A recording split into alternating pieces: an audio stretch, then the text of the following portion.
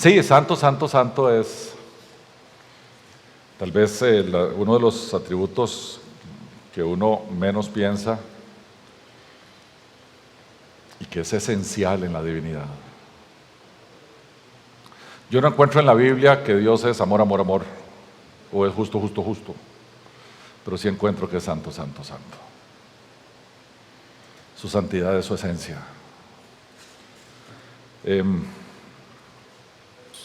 Otra vez, 2 anuncios administrativos, igual que ayer. El siguiente sábado a las 4 de la tarde empezamos el curso de interpretación bíblica. Es un curso abierto, todos están invitados. Gente inclusive incrédula puede ir. Pueden ir bautizados, no bautizados, pueden ir pentecostales, bautistas, los que quieran. Son 12 sábados seguidos. Por tanto, es un compromiso de aprender a interpretar la Escritura. Y el domingo 16 de julio tenemos nuestro primer aniversario, tenemos un servicio de adoración especial ese día. La iglesia nace hace poco menos de un año y por lo tanto todavía somos bebitos. Todavía somos bebitos. Los chiquitos de un año no caminan, ¿verdad? Caminan como al año y medio. Sí, no caminamos. Imagínense ustedes. Pero bueno, los voy a invitar a que abran sus Biblias en el último libro de la Biblia, el Apocalipsis, y que vayamos ahí al capítulo 5. Aquí los que han estado conmigo más ratillo saben, uno de los maestros predilectos míos es R.C. Sproul, y una vez le preguntaron si a usted lo mandaran a la cárcel y le dijeran solo un capítulo de la Biblia puede llevar, ¿cuál llevaría? Mi respuesta es Apocalipsis 5. Y ahí me quedaría. Lo puedo leer 1.000.000 de veces, enseñarlo 8.000.000, cantarlo 8.000.000. Para mí es el capítulo de la Biblia predilecto. Y lo vamos a leer. Dice: y vi en la mano derecha del que estaba sentado en el trono un libro escrito por dentro y por fuera, sellado con 7 sellos. Y vi un ángel fuerte que pregonaba a gran voz: ¿quién es digno de abrir el libro y desatar sus sellos? Y ninguno en el cielo, ni en la tierra, ni debajo de la tierra podía abrir el libro ni aún mirarlo. Y lloraba yo mucho, porque no se había hallado a ninguno digno de abrir el libro, ni de leerlo, ni de mirarlo. Y uno de los ancianos me dijo: no llores, he aquí el león de la tribu de Judá, la raíz de David, ha vencido para abrir el libro y desatar sus 7 sellos. Y miré, y vi que en medio del trono y de los 4 seres vivientes y en medio de los ancianos estaba en pie un cordero como inmolado, que tenía 7 cuernos y 7 ojos, los cuales son los 7 espíritus de Dios enviados por toda la tierra. Y vino y tomó el libro de la mano derecha del que estaba sentado en el trono. Y cuando hubo tomado el libro, los 4 seres vivientes y los 24 ancianos se postraron delante del cordero. Todos tenían arpas y copas de oro llenas de incienso, que son las oraciones de los santos. Y cantaban un nuevo cántico diciendo: digno eres de tomar el libro y de abrir sus sellos, porque tú fuiste inmolado y con tu sangre nos has redimido para Dios de todo linaje, lengua, pueblo y nación. Y nos has hecho para nuestro Dios reyes y sacerdotes, y reinaremos sobre la tierra. Y miré y oí la voz de muchos ángeles alrededor del trono y de los seres vivientes y de los ancianos. Su número era millones de millones, que decían a gran voz: el cordero que fue inmolado es digno de tomar el poder, las riquezas, la sabiduría, la fortaleza, la honra, la gloria y la alabanza. Y a todo lo creado que está en el cielo y sobre la tierra y debajo de la tierra y en el mar, y a todas las cosas que en ellos hay, oí decir: al que está sentado en el trono y al cordero, sea la alabanza, la honra, la gloria y el poder por los siglos de los siglos. Los 4 seres vivientes decían: amén, y los 24 ancianos se postraron sobre sus rostros y adoraron al que vive por los siglos de los siglos. Tu palabra, Señor, ha sido expuesta. Hemos leído tu palabra. Ahora vamos, Señor, a aprender de ella. Que de mi boca salga lo que tú deseas que salga y que esta preciosa congregación escuche lo que tú deseas que escuche, Señor. Nuestro propósito es con la música, con la predicación y con el testimonio de esta preciosa comunidad que te pertenece, es adorarte por siempre, Señor. Amén. ¿Qué capítulo? ¿Qué capítulo? Para hacer un poco de contexto, para entender qué está pasando aquí, este texto de Apocalipsis 5 claramente es parte del libro del Apocalipsis, escrito por el apóstol Juan en el año 95, en el destierro, en el exilio, en una isla llamada Patmos, que está en el suroeste de Turquía hoy en día. Allí lo mandó un emperador romano que se llamaba Tito Flavio Domiciano. Que si alguien se parece al diablo es Domiciano. Tipo terrible, tipo malo. El tipo no solo le gustaba matar, le gustaba torturar por largos días antes de matar a alguien. Y ese era el que estaba persiguiendo a la iglesia. Ese fue el que mandó a Juan a la isla de Patmos. La tradición, no la Biblia, nos dice que a Juan lo habían torturado antes metiéndolo en aceite hirviendo. Y ahí estaba Juan. En ese momento la iglesia estaba siendo perseguida por el Imperio Romano y además tenían como enemigos suyos los judíos. En el año 92 había habido un cónclave judío convocado por Gamaliel II, un nieto del Gamaliel que sale en Hechos de los Apóstoles, que era el hombre más sabio de Israel. Y allí decidieron separar los judíos definitivamente de los cristianos, porque en el primer siglo era muy común que las iglesias cristianas tuvieran judíos convertidos al cristianismo, que el sábado iban a la sinagoga y cuando salían de la sinagoga a las 6 de la tarde se iban al culto cristiano. Por eso, dato que no tiene que ver con la prédica de hoy, por eso empezó a celebrarse la reunión cristiana los domingos, que es el día de la resurrección de Cristo. Pero la razón por la cual empezó es que los cultos cristianos eran los sábados después de las 6 de la tarde, para que los judíos pudieran salir de la sinagoga y venir. Y ya en un día judío que empieza a las 6 de la tarde, eso ya era domingo. Y por eso empezaron a congregarse los domingos. En este momento, la iglesia cristiana estaba sin esperanza, estaba perseguida, torturada.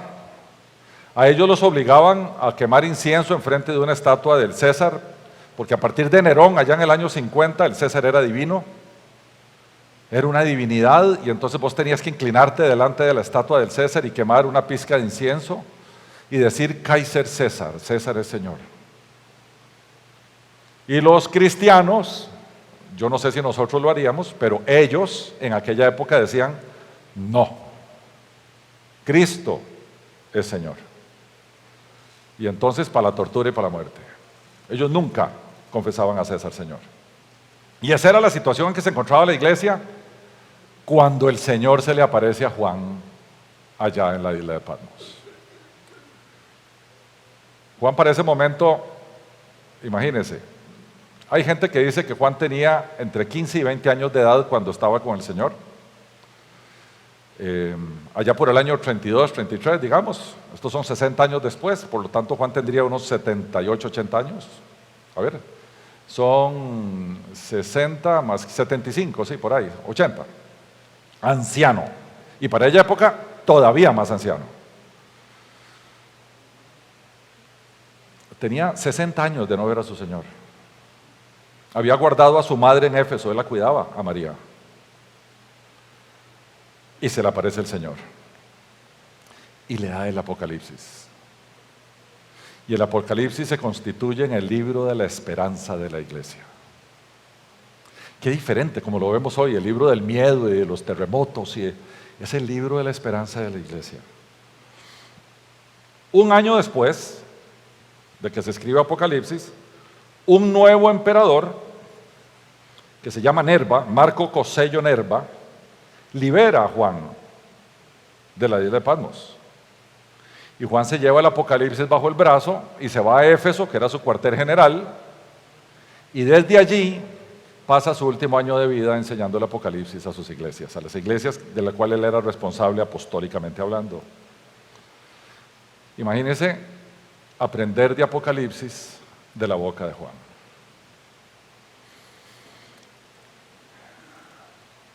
¿Por qué es tan importante este libro? Porque es el libro del triunfo de Jesucristo. El Apocalipsis trata más del león que del cordero. De eso trata. Y aquellos que estaban siendo perseguidos dicen, no, pero es que el Señor sigue siendo Señor. Es que a mí se me había olvidado que en medio de la persecución y mi sufrimiento, Él sigue siendo Señor y Él es siempre Señor. Y la iglesia pasa de ser perseguida a ser una iglesia proclamadora. Cobra nuevas fuerzas porque dice mi Señor reina.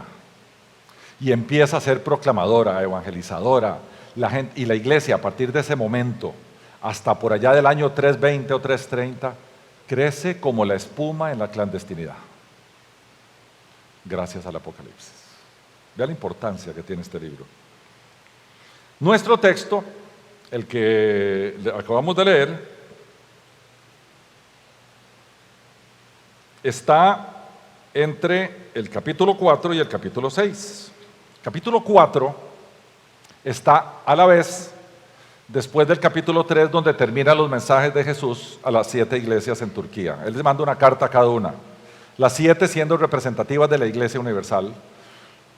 Y después de que termina de hacer esas cartas, parece que hay un cambio de escena, que entra uno a capítulo 4 de Apocalipsis, hay un cambio de escena, y nos llevan al salón del trono en el cielo, y Juan asomado ahí, como viendo qué estaba pasando. Y en ese salón del trono hay 29 seres. Hay un trono y uno sentado en el trono. Hay 4 seres angélicos, que allá en Isaías sabemos que son serafines, y hay 24 ancianos con coronas y cintos sacerdotales alrededor de ese trono. Y recordemos que el Apocalipsis está lleno de la simbología de la época. En la simbología de la época, la gente, cuando el rey estaba en su salón, los más cercanos al rey eran los que tenían más poder después del rey. El que sentaba a la derecha, a la izquierda, y después los que estaban por aquí. Y el poder se iba diluyendo conforme la gente iba siendo sentada más lejos del trono del rey en el salón. Por lo tanto, si en este salón del trono hay un trono, para empezar, y hay uno sentado, lo cual quiere decir que es el rey, habían 4 seres que le estaban cantando santo, santo, santo continuamente, y habían 24 ancianos alrededor de ellos. Esto lo que nos podría indicar es que estos eran seres tal vez de los más poderosos, porque después vienen más ángeles y más cosas para acá, pero están estos. Y allá en el capítulo 4, los 24 ancianos, en un momento dado, en un éxtasis de adoración al que está sentado en el trono, se quitan las coronas y las tiran delante del que está sentado en el trono, como una forma de decir, tú me diste las coronas y me diste poder, pero yo no soy nadie si no te rindo adoración, y ¡pum!, le devuelven las coronas al que está sentado en el trono. Y Juan viendo eso, Juan así, como yo me lo imagino emocionado,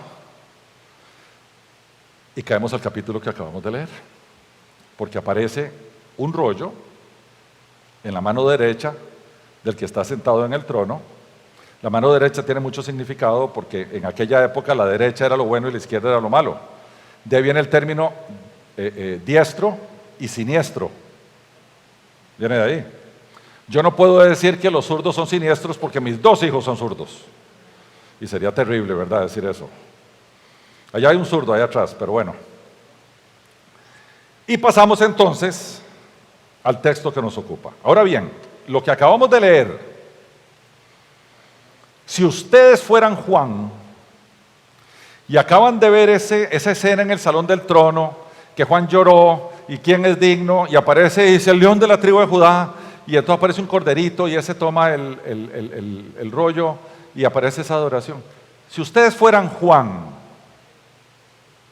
para ustedes, ¿cuál sería el mensaje central de lo que acaba de ver? No me lo respondan, piénsenlo. Usted dice, bueno, yo tengo que ver esta escena así, ¿cómo la condenso en la columna? ¿Cómo la condenso en el centro del texto que nosotros acabamos de leer o que Juan acaba de ver? ¿Qué es el mensaje central de este capítulo? Y de eso nos vamos a dedicar hoy. Para nosotros, el mensaje central de lo que vimos es que el poder viene de la humillación. Porque el que tomó el libro donde se le entregó todo el poder es un cordero que fue humillado. Y en su humillación está su dignidad. Y en esa dignidad es lo que lo hizo merecedor de tomar el libro.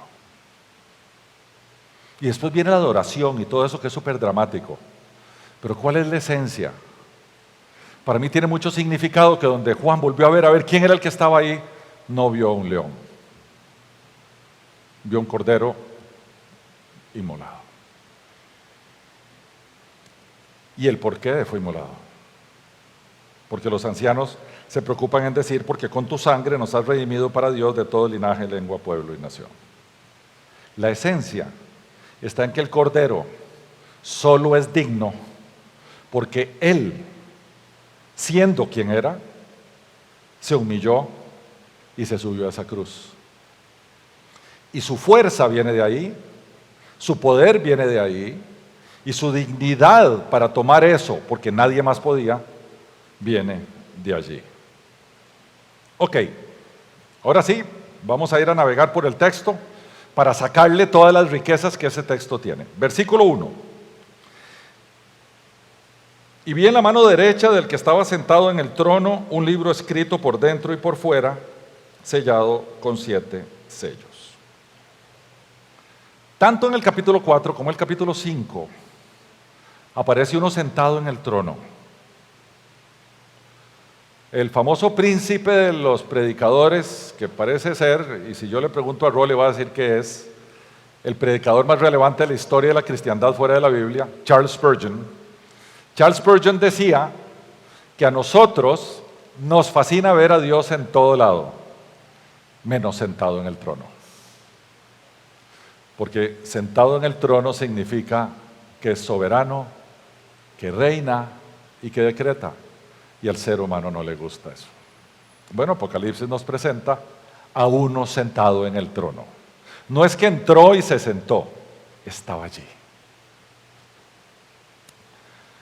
Y alrededor habían 4 serafines y 24 ancianos, como vimos antes, y dice que había un libro. El libro no estaba abierto. El libro estaba sellado y tenía 7 sellos. El 7 en Apocalipsis tiende a ser un número que representa lo completo, el 6 lo incompleto, por lo tanto estaba sellado completamente. Había una costumbre en aquellos tiempos que los testamentos se sellaban con 7 sellos también. Entonces estaba completamente sellado y dice el texto que estaba escrito por dentro y por fuera. La usanza de aquellos tiempos es que los pergaminos se escribían por dentro, por eso uno se abría, pero cuando era demasiado, muchísimo texto, no había más remedio que incómodamente escribir por fuera también. Y este estaba escrito por dentro y por fuera. ¿Y qué era ese libro? ¿Qué tenía ese rollo? Diferentes comentaristas bíblicos tienen diferentes opiniones.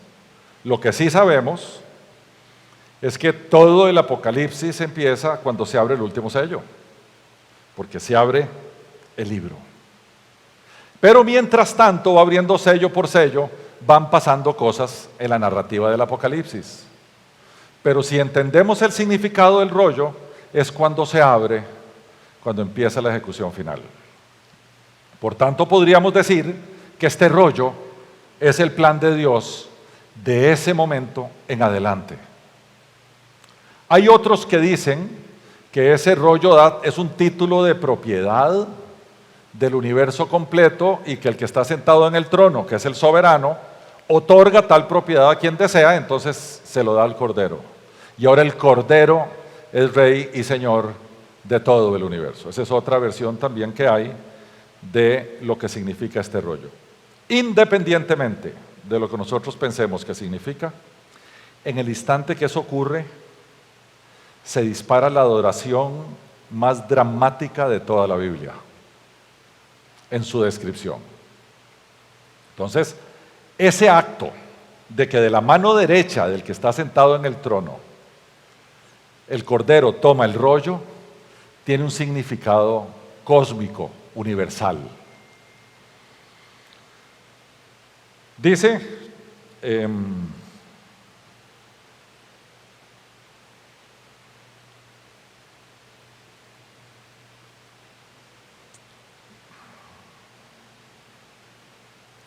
un pasaje paralelo, no sé si ustedes quieren ir en una carrerita a Daniel, al libro de Daniel, capítulo 7, porque vamos a empezar a ver ciertos paralelismos que nos ayudan en mucha cosa.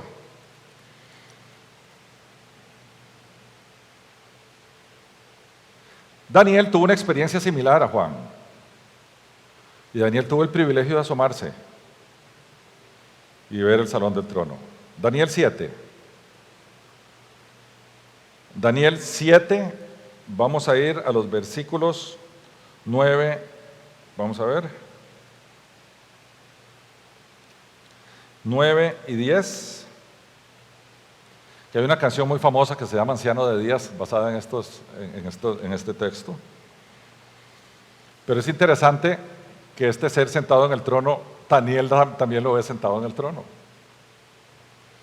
Ya están ahí, Daniel 7, 9, 10, se los leo, dice: estuve mirando hasta que fueron puestos tronos y se sentó un anciano de días cuyo vestido era blanco como la nieve y pelo en su cabeza como lana limpia. Su trono llama de fuego y las ruedas del mismo fuego ardiente, un río de fuego procedía y salían de delante de él, millares de millares le servían y millones de millones asistían delante de él.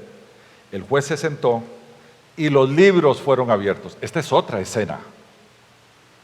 Cuando se abren los libros, hay una versión de estas al puro final, en el capítulo 20 de Apocalipsis, cuando se abren los libros. Esos libros contienen todas las obras de todas las personas que han nacido y muerto en la historia. Pero ese es para otro día, el juicio.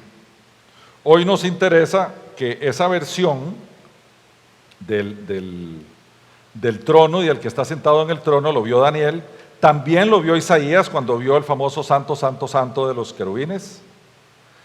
Y siempre tenemos como una semejanza de ese trono y de ese salón que está allí. Seguimos adelante en nuestro texto, vamos a leer de los versículos 2 al 4, porque dice Juan: y vio un ángel fuerte que pregonaba a gran voz. ¿Quién es digno? Digno, yo lo pongo en negrita aquí. ¿Quién es digno de abrir el libro y de desatar sus sellos? Y ninguno, ni en el cielo, ni en la tierra, ni debajo de la tierra, podía abrir el libro, ni aún mirarlo, ni aún mirarlo.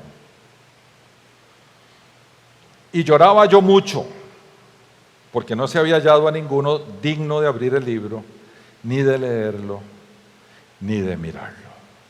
¿Por qué llora Juan? Porque si el libro no se abre, la iglesia pierde su esperanza. Si ese libro no se abre, el plan de Dios no se lleva a cabo y siguen en el mismo estado en que se encontraban. Y Juan llora y dice: no puede ser posible que haya un libro y no hay quien lo abra. Y el tema es que no hay quien lo abra por una razón. No es que no hay alguien lo suficientemente poderoso para abrirlo. No es que hay alguien lo suficientemente sabio para abrirlo. Lo que no hay es alguien digno para abrirlo. Y si uno es la dignidad, la característica que hace que el libro, que alguien pueda abrir esto. La palabra dignidad, que está ahí en la Biblia, viene del griego axios, que dice merecedor, comparable o apropiado. es la cualidad de digno que significa valioso, con honor, merecedor. Entonces, puede haber un montón de gente digna, pero nadie con la suficiente dignidad, o sea, esa dignidad en superlativo, porque la exigencia del que está sentado en el trono es que este libro nadie lo agarra a menos que sea digno.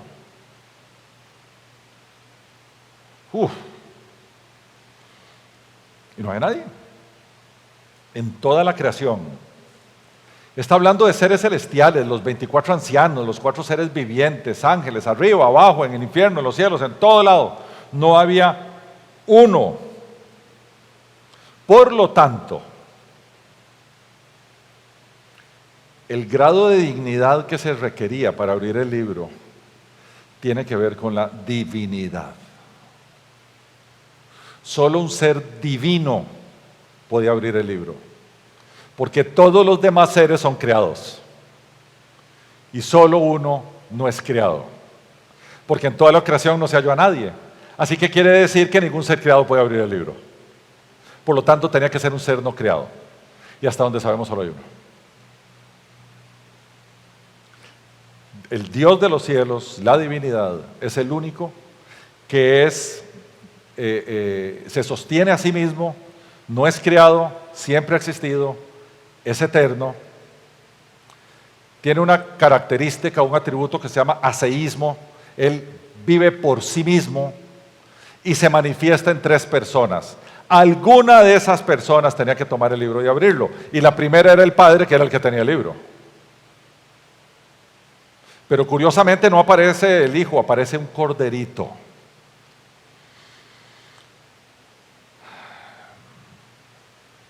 Y el problema con este libro, ustedes estuvieron ahí por Daniel.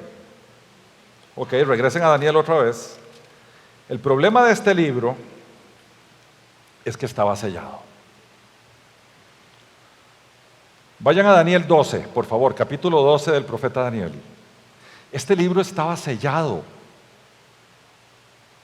Dice uno, ¿y por qué? ¿Por qué está sellado este libro? ¿Por qué no estaba abierto para que el plan se hiciera? ¿Por qué estaba sellado? Porque el libro estaba sellado desde hace rato. Vayan a Daniel, al capítulo 12, ya están ahí en Daniel, capítulo 12. Viene Daniel hablando de los tiempos del fin, ¿verdad? Vamos a leer desde el versículo 1 hasta el 4. Dice, en aquel tiempo se levantará Miguel, el arcángel, el gran príncipe que está de parte de los hijos de tu pueblo, y será tiempo de angustia. Hijo, me acuerdo de lo que Rolly nos enseñó ayer de Zacarías, tiempo de angustia, cual nunca fue desde que hubo gente hasta entonces. Vean, perdón, a mí me encanta hacer estas prédicas los domingos con el tema del sábado, porque todo pega así. O sea, el sábado nos prepara para hoy. Ese era un parentesillo, es que me emocioné. Cual nunca fue desde que hubo gente hasta entonces. Pero en aquel tiempo será libertado tu pueblo, todos los que se hallen escritos en el libro. Este es otro libro. ¿Cuál libro? ¿Qué nombre y qué libro? Aquellos cuyo nombre está escrito en el libro de la vida del Cordero desde antes de la fundación del mundo. Lo menciona Daniel. Y muchos de los que duermen en el polvo de la tierra serán despertados, uno para vida eterna. Ayer Rolly también nos enseñó eso. En el arrebatamiento los muertos resucitarán primero, y otros para vergüenza y confusión perpetua. Los entendidos resplandecerán con el resplandor del firmamento, y los que enseñan la justicia a la multitud como estrellas de perpetua eternidad. Pero ve el versículo 4. Pero tú, Daniel, el Señor diciéndole, tú, Daniel, cierra las palabras y sella el libro hasta el tiempo del fin. Este es ese libro. Este es ese libro sellado. Daniel, no hable más de esto. No cuente el cuento. O sea que el Apocalipsis no se inventó en el año 95. El libro estaba sellado desde los tiempos de Daniel. Porque es el mismo Dios. Alguien dice que el año... No se escribió en el 95 este libro. Es viejo. Daniel fue 500 años antes de que Jesús naciera, por ahí. Y ya se habla de un libro sellado. Seguimos adelante en Apocalipsis 5. Ahora nos devolvemos a nuestro texto. Y dice nuestro texto en el versículo 5, imagínese Juan desesperado. ¿Ahora qué hago? ¿Quién abre el libro? ¿Y cómo hago? Y uno de los ancianos me dijo, dice Juan, o sea, de verdad Juan estaba con ellos, porque el anciano le habla a Juan. No llores, no llores. He aquí que el león de la tribu de Judá, la raíz de David, ha vencido para abrir el libro y desatar sus 7 sellos. Entonces, de alguna manera el anciano le está diciendo a Juan, Juan, si hay uno que es digno, ¿por qué está llorando? Usted lo conoció, usted anduvo con él 3 años y pico, usted le vio crucificado y resucitado. Hay uno. Y le da 2 características. Le dice que es el león de la tribu de Judá, y este fue el pedacito que Rolly me robó del sermón, que lo voy a leer otra vez porque es bien interesante. Génesis 49, 9, 10. No vayan ustedes, yo se los leo, porque ya saben qué estaba pasando ahí, ¿verdad? Estaba Jacob con los hijos, ya Rolly les contó el cuento, pero vamos a ver lo que tiene que ver con Judá, uno de los 12 hijos de Jacob. Y entonces Jacob le dice a Judá, cachorro de león, dice, cachorro de león, Judá, de la presa subiste, hijo mío, se encorvó y se echó como león, así como león viejo, ¿quién lo despertará? Y aquí es donde viene la parte profética espectacular. No será quitado el cetro. Recordemos que el cetro lo tenían los reyes, y Judá estaba lejos de ser un rey. No será quitado el cetro de Judá, el legislador entre sus pies, hasta que venga Silo, dice el texto, y a él se congregarán los pueblos. Silo es un término hebreo que quiere decir el que traerá el reposo, y se interpreta como el único que traerá el reposo, y por lo tanto es el Mesías. Allá en Génesis 49, 9, 10 hay una profecía del Mesías y se le dice que es el león de la tribu de Judá. A partir de ese momento el escudo de la tribu era un león. Entonces, si uno es judío, judío de la época, uno lo agarra inmediatamente. El otro que dice es raíz de David. O sea, todas las profecías davídicas, este viene de ahí. David claramente es de la tribu de Judá. David nació en Belén, por si no sabían ustedes, donde nació Jesús. Y es en Belén donde se crearon los corderitos para el templo. Vaya usted a saber, el Cordero de Dios que fue inmolado. ¿Y qué dicen ellos? Ese, que es el león de la tribu de Judá, la raíz de David, ha vencido. Y uno dice, ok, va a salir un guerrero, lanzas, escudos, espadas, cascos, porque ha vencido en una batalla feroz. Y eso es lo que tenía en mente Juan. El león de la tribu de Judá ha vencido. Juan decía, ¡ah, bravo!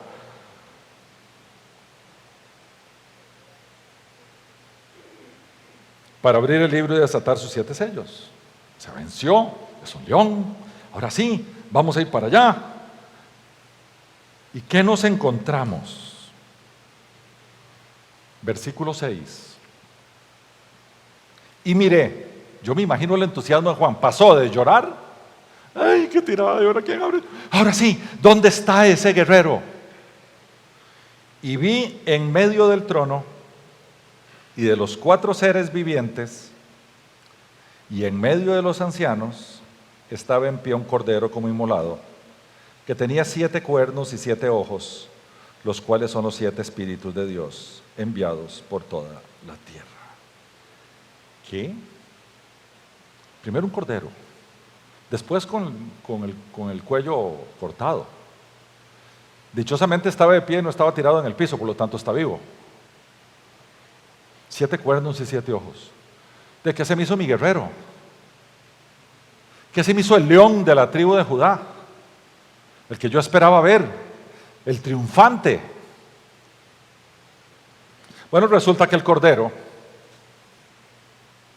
este cordero, que nos dice en el versículo anterior, en el versículo 5, cuando terminamos, dice, ha vencido.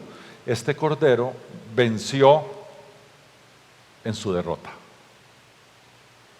Aparentemente, para los fariseos y saduceos en la época de Jesús, derrotaron a Jesús crucificándolo. Y si nosotros tuviéramos ojos espirituales, demonios y ¿a dónde fue a parar? Y todo el mundo feliz, porque la gente podría pensar que ese ser desnudo, lleno de sangre de la cabeza a los pies, colgado en un madero, humillado, era un perdedor. Y probablemente si hubieran estado hoy como los chiquillos ahora le dicen perdedor a todo el mundo, ay, perdedor, perdedor, le hubieran dicho al que estaba en esa cruz. En su muerte estuvo su triunfo. Los cristianos del primer siglo lo entendieron.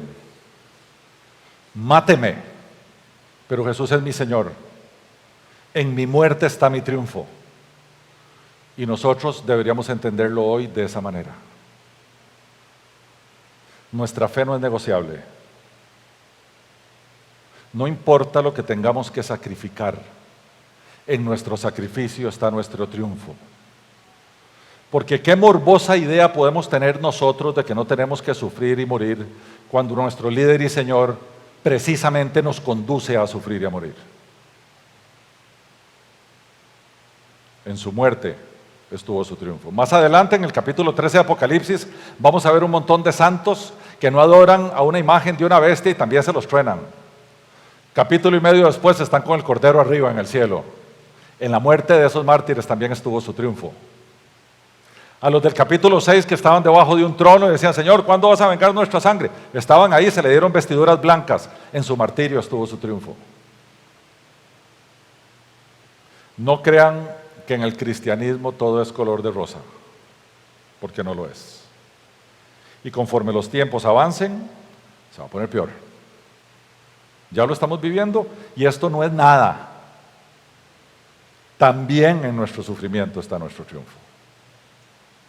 Porque ese es el camino que tenemos que recorrer, marcado por Jesucristo primero. Dice el texto, en capítulo 6, en medio del trono. O sea, si nosotros entendemos que está el trono, y los que están cercanos, los 4 seres vivientes eran poderosos, y después los 24 ancianos más poderosos, resulta que el corderito no está a la par de los 4, está en el trono. Por lo tanto es igual en poder que el que está sentado en el trono. Dice en medio del trono. A mí me hace mucha gracia que haya puesto en medio del trono. Ahí, con el que está sentado en el trono.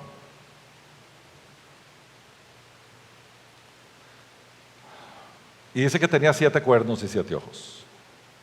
Esto es muy representativo porque los cuernos eran símbolo de poder. Y como ya vimos, el 7 es un número bíblico usado como lo completo. Por lo tanto, los 7 cuernos de ese cordero implican que tiene todo el poder. Es omnipotente. Y solo hay un ser en el universo que tiene todo el poder. Por lo tanto, ese cordero es divino. Y también dice que tenía 7 ojos, los cuales son los 7 espíritus. Los 7 ojos, ¿los ojos para qué sirven? Para ver. Por lo tanto, nada escapa, porque Él ve todo. En el 7 ojos es lo completo, Él lo ve todo. Por lo tanto, Él está en todo. Eso quiere decir que es omnipresente y es omnisciente, porque como todo lo ve, todo lo sabe. Por lo tanto, ese corderito degollado es todopoderoso, es omnisciente, y son estas características únicas de la divinidad. Entonces, el corderito inmolado Es Dios hecho un cordero.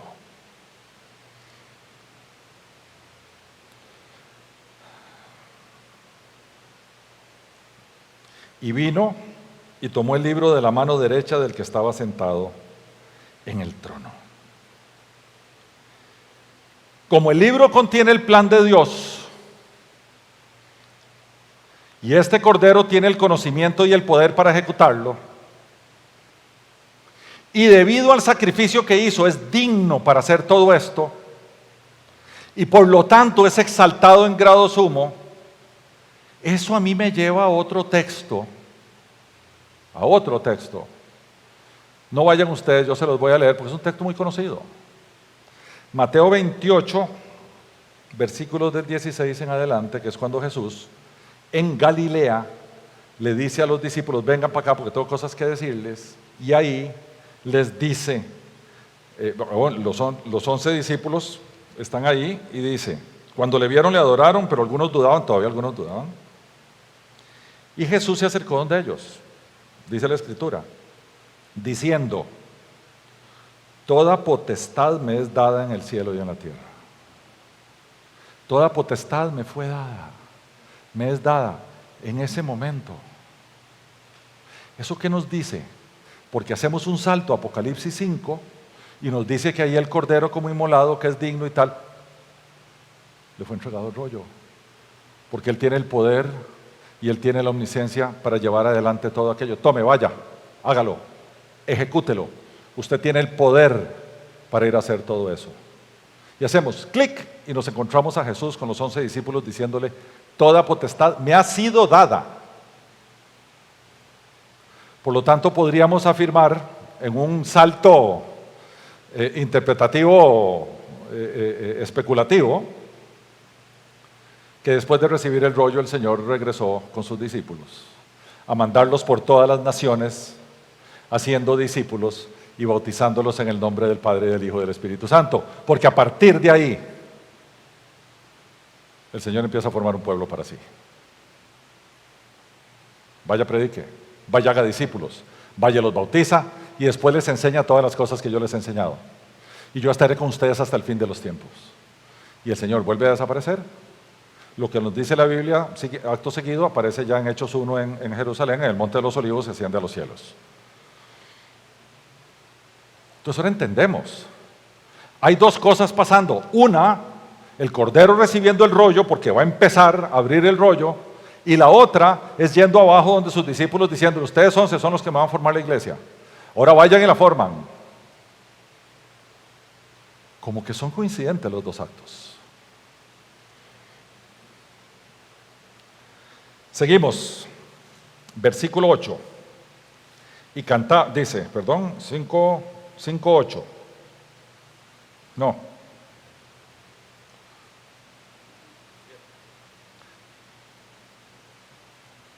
versículo 8, sí, cuando hubo tomado el libro, o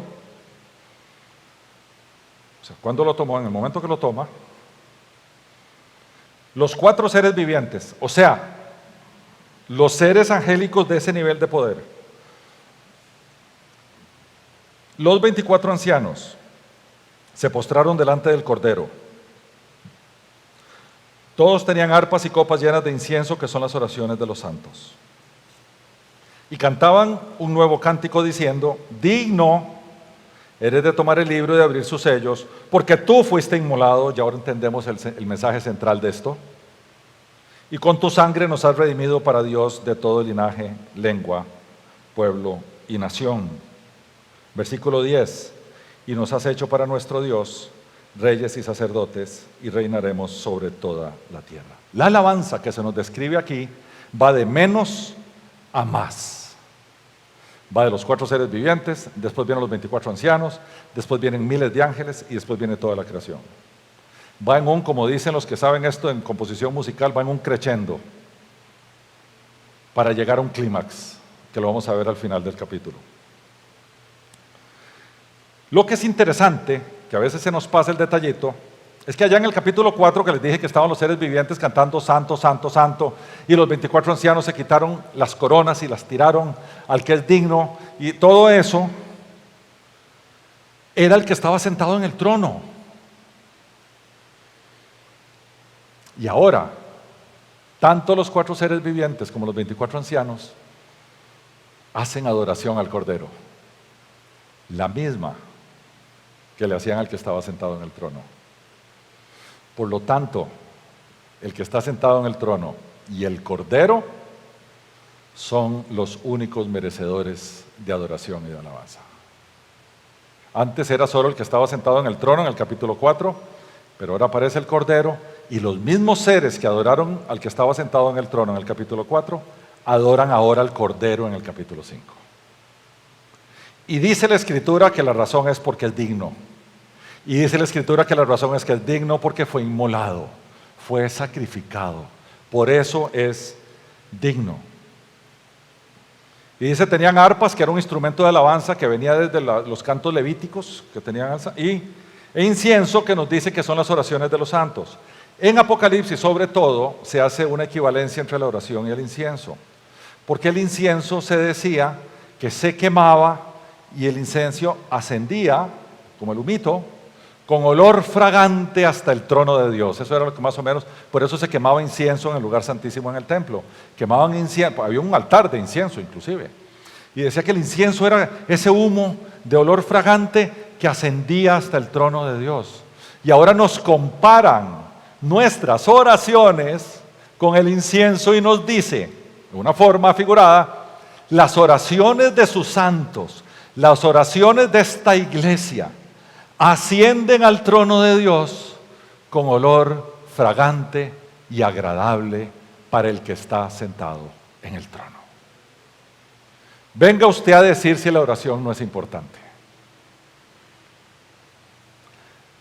Lamentablemente, nosotros hacemos una equivalencia entre orar y pedir. Y nosotros creemos que orar es solo pedir.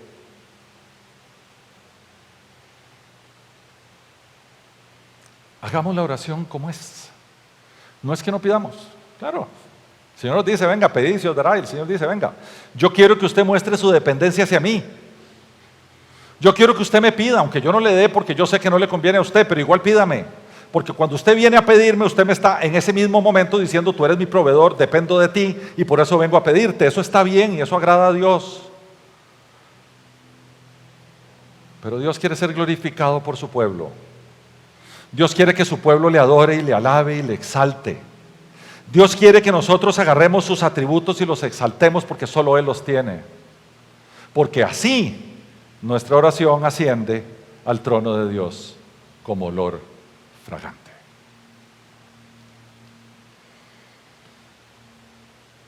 Y este canto que está aquí, el nuevo cántico, al decir nuevo cántico, este cántico no existía antes. Digno eres de tomar el libro y de abrir sus sellos. Y el mismo canto nos dice por qué es digno. Y nos dice porque fuiste inmolado y con tu sangre, o sea, con tu vida, nos has redimido para Dios. Nos has redimido para Dios. O sea, la palabra redención es fuiste y pagaste un precio por nosotros. ¿Cuál precio? La sangre que acaban de decir. Y fuiste y pagaste y nos rescataste para Dios. Por eso eres digno, porque en tu muerte está nuestro rescate.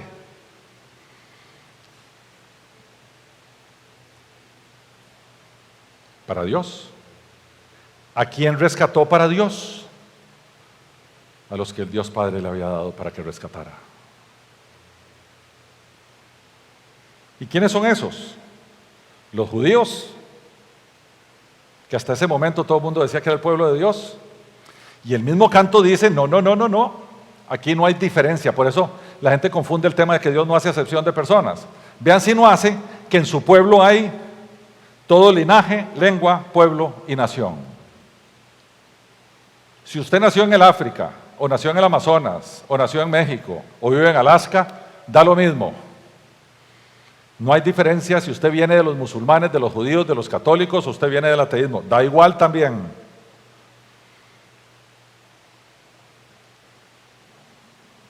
Y dice, nos hizo reyes y sacerdotes.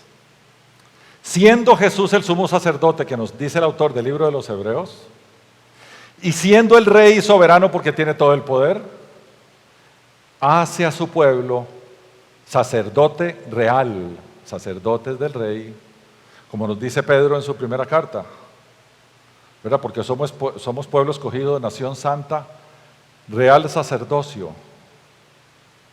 Somos eso, de ser nosotros los perseguidos. Imagínense lo que estaban pensando los pequeños perseguidos, sufrientes cristianitos del año 96, cuando Juan les enseñaba esto.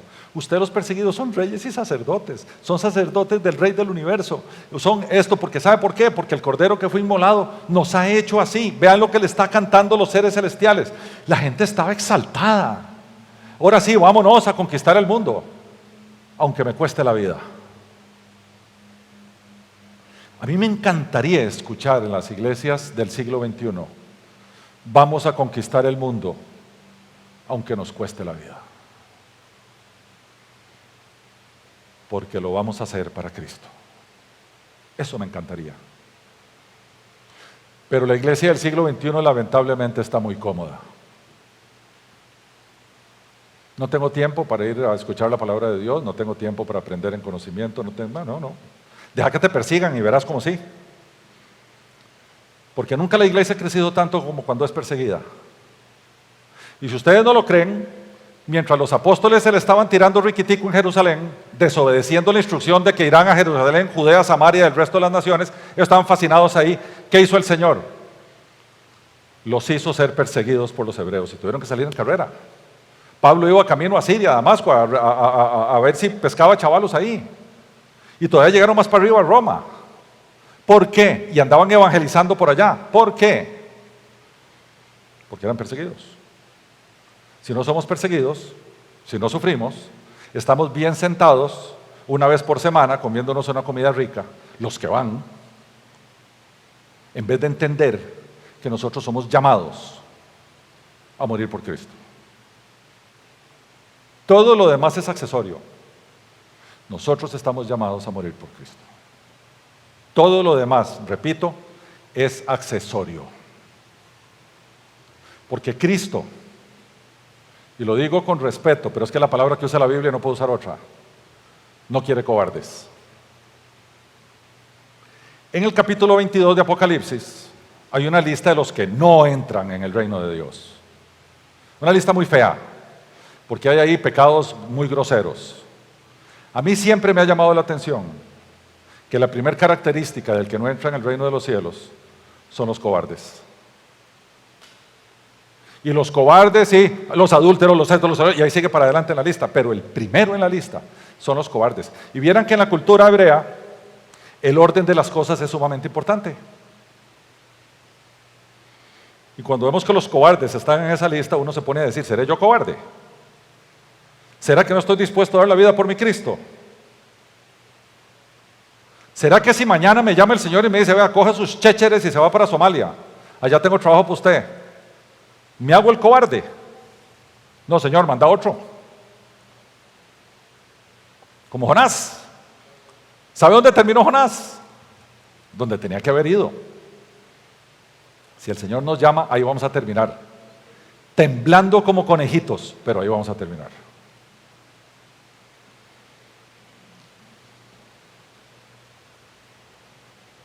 Versículo 11. Y miré y oí la voz de muchos ángeles alrededor del trono y de los seres vivientes y de los ancianos. Y su número era millones de millones. En el griego de ahí son miríadas, que son millones de millones. Ahora sí, se juntaron. ¿Se acuerda que en el anciano de días habían también millones de millones? Se volvieron todos y dijeron, 4, 24, y ahora nos toca a nosotros. Y apareció un coro angélico cantando. Cantando al Cordero que dio su vida y como resultado es digno. Y ahora tiene todo el poder en su mano. Mientras tanto eso pasaba en el cielo, en la tierra, 11 ignorantes, 11 chavalos que salieron en carrera, menos Juancillo, 11 que salieron en carrera cuando capturaron a Jesús y lo crucificaron, 11 iletrados, salvo Mateo, que probablemente era un poquillo más educado porque era publicano. Esos 11, que nadie daba un 5 por ellos, estaban siendo comisionados para hacer la iglesia. Si esos 11 inútiles hicieron eso, ¿qué no podríamos hacer nosotros con maestrías, doctorados, bachilleratos, conocimiento, Biblia, que no tenían Biblia, pastores, diáconos, toda una estructura? Ellos no tenían nada. Y a los que no tenían nada, a los débiles, a los pobres, a los humillados, a esos escogió Cristo. Repitiendo lo que dice Pablo a los Corintios, la segunda carta, porque a los débiles escogió Dios, no a los fuertes. Y Pablo más adelante confiesa en el capítulo 12, porque yo me di cuenta que cuando soy débil soy fuerte. Porque el poder de Dios se perfecciona en mi debilidad.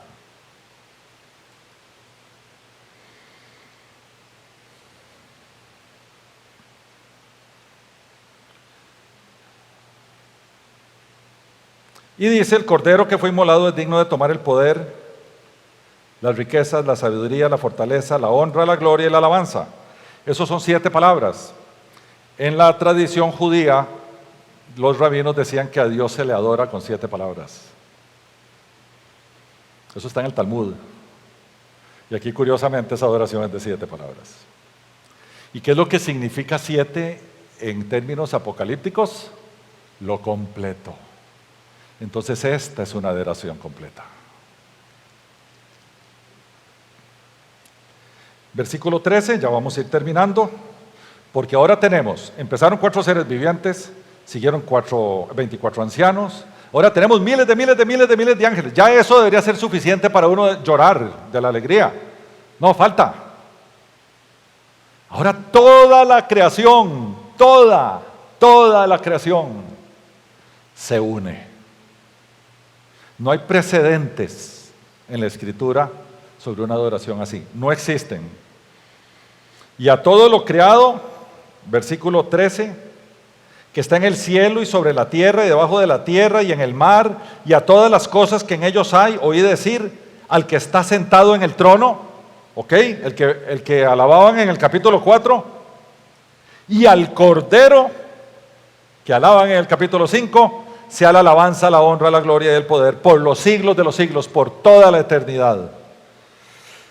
Y los 4 seres vivientes se levantaron y dijeron: amén.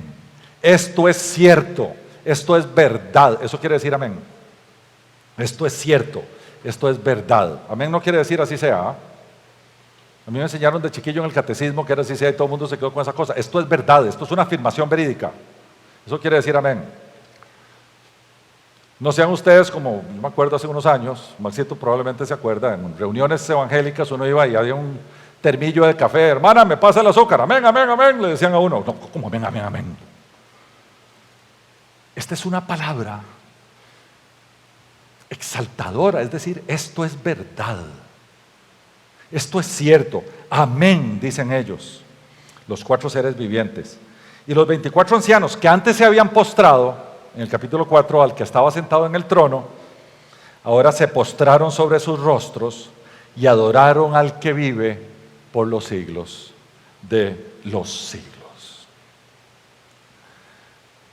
Yo sé que ustedes conocen perfectamente el texto que vamos a leer y que vamos a ir ahí. En la iglesia primitiva se le llamaban el Carmen Christi o el canto del siervo. Está en Filipenses, vayan por ahí a Filipenses, porfa. Yo sé que lo conocen, usted me va a decir: eso me lo sé de memoria. Yo sé que sí, pero vamos a ir a Filipenses porque ahora vamos a entender Filipenses diferente después de escuchar esto.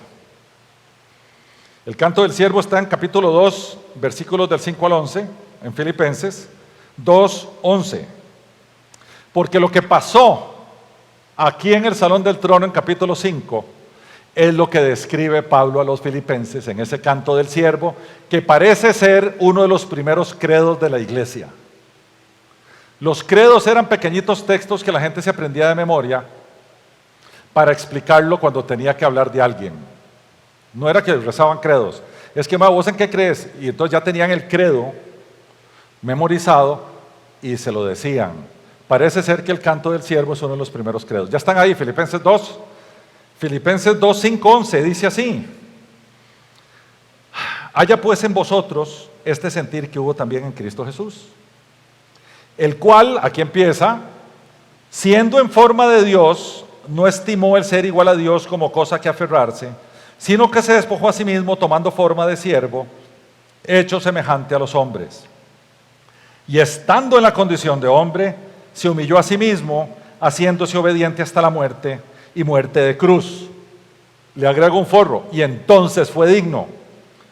Versículo 9, por lo cual Dios también le exaltó hasta lo sumo.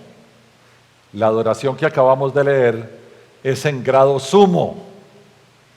Le extendió hasta lo sumo y le dio un nombre que es sobre todo nombre. O sea, aquí no es, vos te llamas fulano de tal. El nombre es todo tu ser. Dice, este ser está por encima de todos los seres. Para que en el nombre de Jesús se doble toda rodilla. ¿De quiénes? De los que están en los cielos, en la tierra y debajo de la tierra, y toda lengua confiese que Jesucristo es el Señor, para gloria de Dios Padre. ¿Quién alaba a quién en Apocalipsis? Todo lo que está en el cielo, en la tierra y debajo de la tierra. El canto del siervo y el capítulo 5 de Apocalipsis hablan de lo mismo.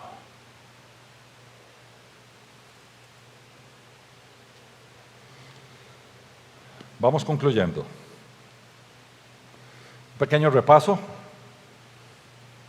que es muy intenso este capítulo, muy intenso. En el cielo hay uno sentado en el trono y es soberano. Y siempre va a ser soberano sobre todas las cosas. Él manda y decreta y tiene un plan ejecutándose que no se va a equivocar. Y si quieren ver el fin del plan, lean capítulos 21 y 22 de Apocalipsis. Ese es el final. Hay un rollo sellado desde el pasado que contiene el plan de Dios. El plan de ese que es soberano, que está sentado en el trono. Y no hay ser criado digno de abrir el libro hasta que aparece un león que es un cordero. ¡Qué contraste! Un león que es un cordero inmolado y está al lado del que está sentado en el trono, o sea, es igual. Este cordero tiene poder pleno, es omnipotente, y conocimiento pleno, es omnisciente, ambos atributos divinos que lo hacen ser capaz de ejecutar lo que está en el rollo que está a punto de abrir. La dignidad, como dijimos, proviene de su humillación. Él toma el rollo y la creación toda, ángeles y gente de aquí, explota en la doxología más importante que hay en la Biblia. Doxo es dar gloria. Doxo es dar gloria. Cuando nosotros decimos gloria a ti, Señor, eso es una doxología. Pablo revienta en doxologías mientras va escribiendo la carta. Pablo no se aguanta. En media carta se echa a ti sea la gloria por siempre, Señor, y sigue escribiendo. No es que sea al final de las cartas. Pablo no soporta su amor y su necesidad de darle gloria a Dios cuando escribe sus cartas. Nosotros deberíamos vivir doxológicamente, siempre dando gloria a Dios.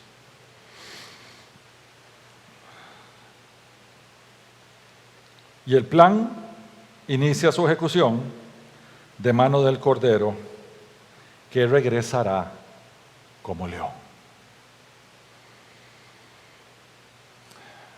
Pensando, para cerrar el sermón, en cómo aplicamos esto a nuestras vidas,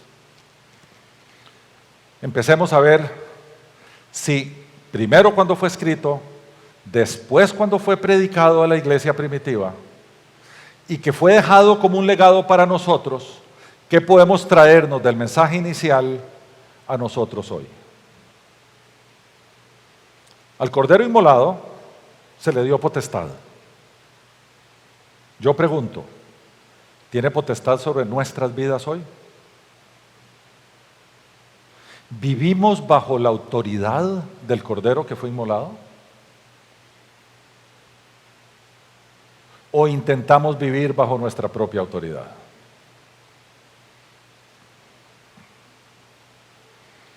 Vemos nosotros, cuando cada vez que nos pasa algo decimos, es que esto no es justo. Vemos y aprendemos que de la humillación del Cordero es donde sale su dignidad.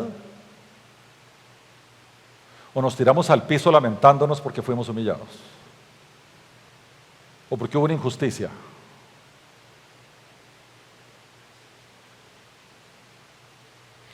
Ese cordero humillado e inmolado es rey. Le decimos Señor, pero no lo obedecemos. Sí, es Señor, es rey, sí, claro, pero nosotros no le obedecemos. Le decimos rey, pero no es soberano. Con su sacrificio hizo un pueblo para su Padre. Ese pueblo es santo, o sea, apartado para Él. Es real, pertenece al Rey. Obedece los mandatos que están en la Escritura. De forma incondicional, no los cuestiona. Y se rinde en adoración de forma incondicional también. Mi Rey, mi Señor, te obedezco y te adoro. Esa es la actitud de una iglesia sana. Vean que no dije una iglesia moderna, dije una iglesia sana. Y su principal característica, la característica número 1 de una iglesia de Cristo, es la obediencia. Qué lindo cantar los cantos que cantamos, qué lindo oír un sermón bien elaborado, qué lindo oír los jueves o los martes o los lunes o los miércoles cuando nos toca cada uno donde vamos a las eclesías. Todo eso está muy bonito. Pero lo que debe caracterizar nuestra iglesia es la obediencia más allá de cuando nosotros estamos juntos. Voy a ponerles un ejemplo de esto. No soporto a mi marido. Me voy a divorciar. ¿Por qué? ¿Tu marido te fue infiel? No. Entonces, ¿por qué te vas a divorciar? Porque ya no lo aguanto más. ¿Qué dice este libro? ¿Qué dice este libro? Usted se puede divorciar porque le da la gana. Solo por adulterio. O si estás casado con un incrédulo y el incrédulo se va. No te vas vos, se va el incrédulo. Entonces te queda libre, ya no estás bajo el pacto. De no ser así, cállese y trabaje por su matrimonio para revivirlo. Porque eso dice este libro. Si usted se dice cristiano. Y así todo lo demás, ¿por qué va a pagar impuestos?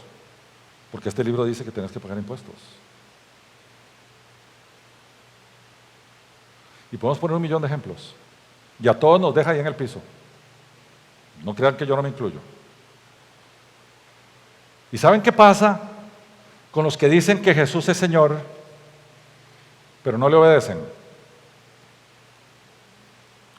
Jesús dice: no todo el que me dice Señor, Señor entrará en el reino de los cielos, sino el que hace la voluntad de mi Padre que está en los cielos. No queremos llegar ahí arriba y decirle: te dije Señor, Señor. Y más de uno dirá: y espanté demonios en tu nombre. Y otro dirá: hice milagros en tu nombre. Donde la Biblia nos enseña que espantar demonios y hacer milagros también puede ser obras del diablo. Y usted sabe que el Señor se vuelve y le diga: no te conozco, fuera de aquí. Pero si fui a las prédicas los domingos y los sábados a la de Corintios y me congregaba todas las semanas y yo te decía: Señor, Señor, déjame ver tu vida, a ver si sos obediente. Porque no obedeciste los mandatos de mi Padre. Porque fueron y te la cantaron, la Biblia dice esto y vos dijiste: pero yo quiero hacer el otro. Y por tanto Jesús no es Señor de tu vida. Tal vez nos salvamos y nos sacamos y nos salimos con la nuestra aquí. Pero ustedes no quieren tener una salvadita chiquitita de un par de días o de una semana, de un mes. Y como Jesús no es su Señor porque ustedes no lo obedecen, y yo no estoy diciendo que la obra de obediencia lo salva, lo que estoy diciendo es que las obras de obediencia demuestran que Jesús sí es Señor. Y solo aquellos que Jesús es Señor, son los que entran en el reino de los cielos.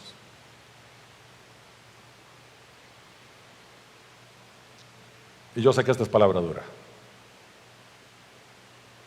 Pero yo sí quiero estar en ese coro angélico. Y quiero disfrutar de esas alabanzas. Y la única forma de que eso ocurra es que Jesús sea Señor de mi vida. Y la forma como yo demuestro que es Señor de mi vida es obedeciéndole. Es adorándole, es creciendo en Él y es obedeciendo. Señor, le dijo Felipe en la última cena, ¿cómo es esto? Jesús se vuelve y le dice, si me amáis, guardad mis mandamientos, mi querido Felipe. Si lo haces a la inversa, es como que dijeras, no me amáis, porque no guardáis mis mandamientos. Anoche estábamos en una cena celebrando el primer aniversario de bodas de Cari y Rolly.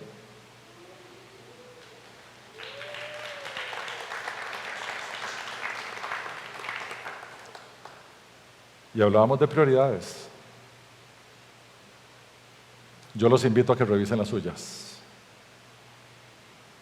Porque termino con una nota como conclusión. Porque nosotros sí queremos estar ahí.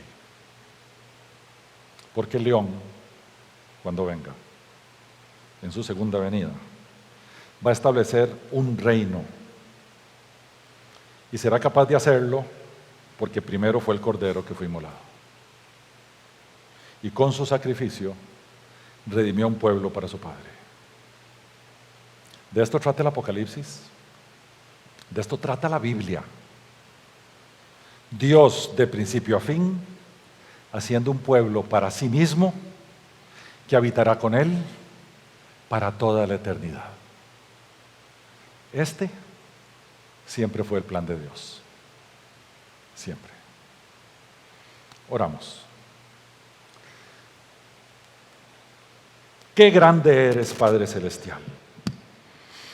A ti que estás sentado en el trono,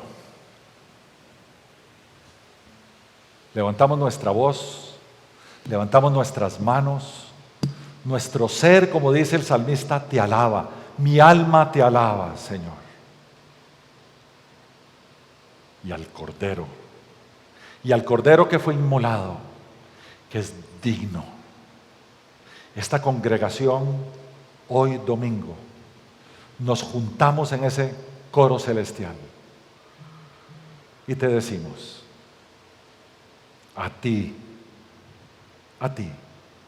sea honra, gloria, honor, adoración, majestad, alabanza.